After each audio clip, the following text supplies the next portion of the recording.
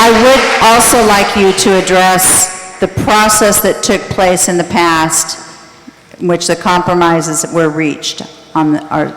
Well, it was very simple compromises. We as a staff, Dr. Goodfield was our principal. We had other problems with the imagery, basically students being disrespectful, and we corrected it. And I just never have felt in my term, my 33 years with the district and my 4 years as a student that we ever did anything disrespectful. But you know, I understand the American Indian argument, and I pretty much have read it and seen it, but we have some problems with it in these United States. And I think that one of the most interesting ones in California is we have the Sherman Indian High School. They're called the Braves.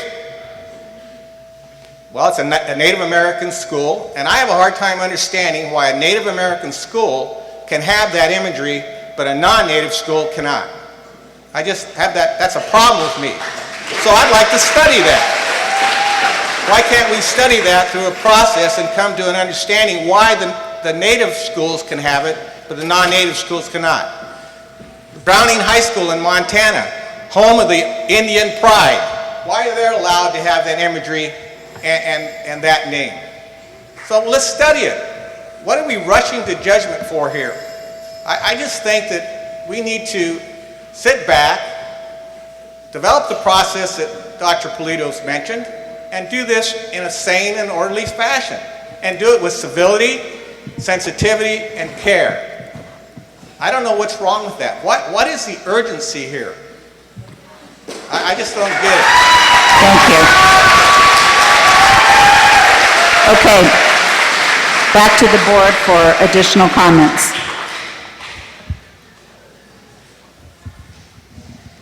Beverly, do you have anything? Well, I wanted to answer the last question. Okay. It's for the same reason that black people call each other niggers all the time, but we don't. We aren't supposed to do that. It's their image, it's their school, and if they choose to use their own indigenous... I don't want to have to adjourn this meeting. I really want the board to be able to finish their comments here, please. Go ahead, Beverly. I think I'm going to hold this. Can I hold this? Can I get this forward? Quiet, please. You know, I see, well, as a newcomer, I've only been here 34 years, only owned a house for 32, had 3 children through the Carpinteria school system, but I wasn't born here, sorry. That seems to be... I'm going to ask some of the deputies to start removing people who are yelling, please. That It is seems time to be for a the board to have major credential.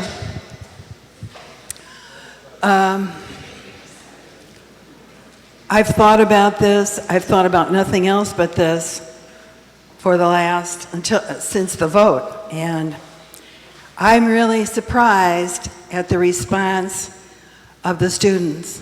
And I'm even more surprised at the response of the parents.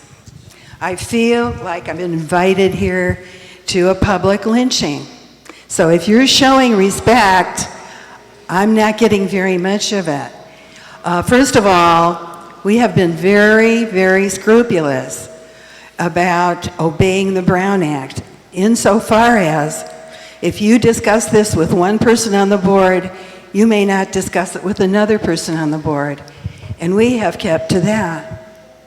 But we read about ourselves in the paper, about all these things we've said and done, and how we're, you know, anti-school, and we're, you know, it's really been, you've been whipped up to have a position where you all sit there and back each other.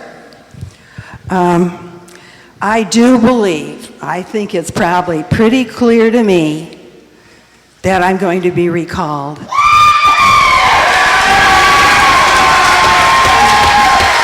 Quiet, please. Quiet, please.